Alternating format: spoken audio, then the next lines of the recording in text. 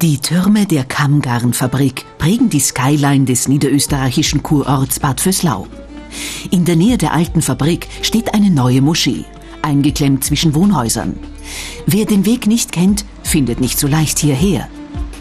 Denn Minarette, die ähnlich wie ein Kirchturm das Gotteshaus von weitem erkennen lassen würden, gibt es nicht. Rund 3000 Menschen haben dennoch den Weg gefunden.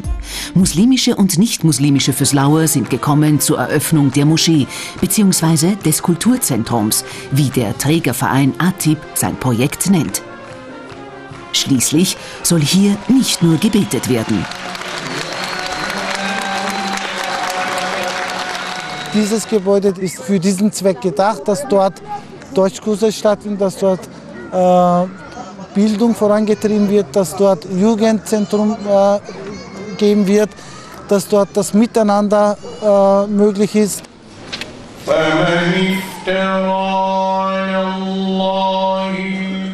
Mit dem Rezitieren einer Koransure und einem Tanz der Derwische wird die Moschee feierlich eröffnet. Derwische und Blasmusik am selben Ort. Das ist nicht selbstverständlich, auch nicht in Bad Vöslau. Dem heutigen Fest sind konfliktreiche Zeiten vorausgegangen. Rückblick. Anfang 2006 kauft der türkisch-muslimische Verein ATIP dieses Grundstück. Klein Istanbul nennen die Bad Vöslauer den Stadtteil, in dem das Grundstück liegt. Vor allem Türken leben hier. Türken, die in den 1960er Jahren als Gastarbeiter geholt wurden und in der schon längst stillgelegten Kammgarnfabrik gearbeitet haben. Sie sind Vöslauer geworden, muslimische Vöslauer. In dieser Hinterhofmoschee haben die Muslime in Bad Vöslau lange gebetet. In einem Raum, der zu klein war. Besonders zu hohen Feiertagen musste ein Teil der Gläubigen im Freien bleiben. Im Juli 2006 reicht ATIP die Pläne für eine neue Moschee ein. Ein Bau in orientalischem Stil mit Kuppel und 2 25 Meter hohen Minaretten. Ein Plan, der, wie sich bei der rechtlichen Prüfung herausstellt, zu genehmigen wäre. Im November veröffentlicht die Badener Rundschau die Pläne, die ihr anonym zugespielt wurden. Eine Welle des Protests bricht los. Die neu gegründete Arbeitsgemeinschaft Europäische Kultur sammelt rund 1500 Unterschriften. Im Fokus des Protests Minarette und Kuppel. Der Bürgermeister setzt in seinem Krisenmanagement auf Dialog und initiiert eine Mediationsgruppe. 11 Vertreter aller Parteien im Stadtrat und 5 Vertreter von ATIP arbeiten einen Kompromiss aus. Ein transparentes Gebäude. Die 25 Meter hohen Minarette werden durch Glastürmchen ersetzt, nur etwa halb so hoch. Der Bau kann beginnen.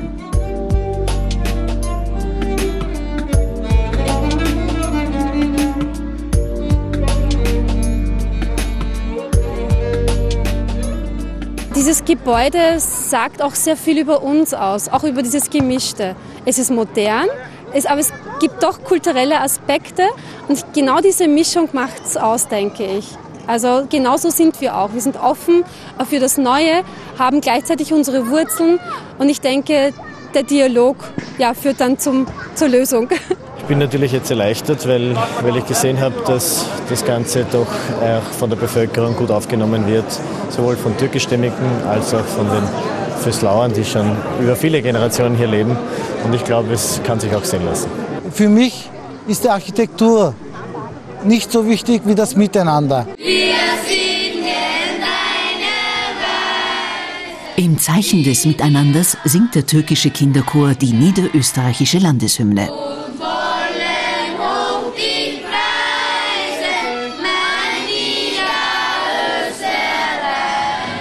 Ressentiments der anderen Kultur gegenüber. Stehen sie im Zentrum von Konflikten um Moscheebauten? Der Religionswissenschaftler Ernst Fürlinger forscht über derartige Konflikte. In ganz Österreich laufen diese Moscheekonflikte extrem emotionalisiert, ja fast hysterisch. Und man vergisst die Grundlage, auf der diese Debatte beruht, nämlich die Verfassung, die Verfassungsnormen und darin das Grundrecht der Religionsfreiheit. Und zur Religionsfreiheit gehört die Kultusfreiheit, das Grundrecht der Muslime, ihren Glauben öffentlich auch in Form von Gebäuden auszudrücken. Als 1781 Josef II. Das Toleranzpatent erließ, durften ab einer gewissen Anzahl Evangelischer sie ein Bethaus errichten, ohne Kirchturm, ohne Glocken, ohne runde Fenster, Eingang nur vom Hof her. Und dann wurde hier erwartet in Vöslau, wenn die Moschee gebaut wird, dass da auch auf äußere Zeichen möglichst verzichtet würde. Und da waren die Parallelen schon sehr auffällig zu damals.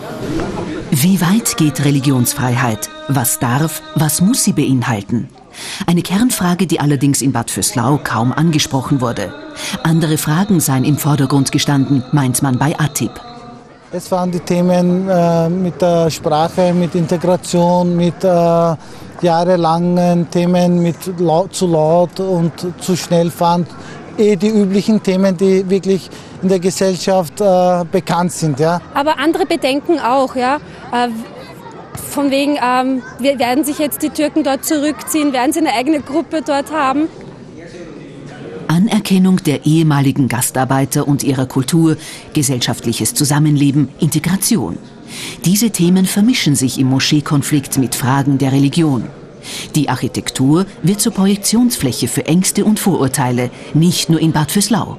Woanders werden Moscheebauten von den Bürgermeistern sozusagen von vornherein schon abgeschmettert. Es kommt gar nicht zu einem Bauverfahren und es kommt zu keinen Verhandlungen.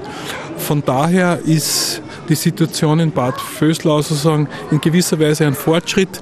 Man setzt sich an einen gemeinsamen Tisch, man spricht miteinander, aber aus einer grundrechtlichen Perspektive kann man auch in Bad Vöslau nicht von einem Modellprojekt sprechen. Was als guter Umgang mit Moscheekonflikten gelten kann.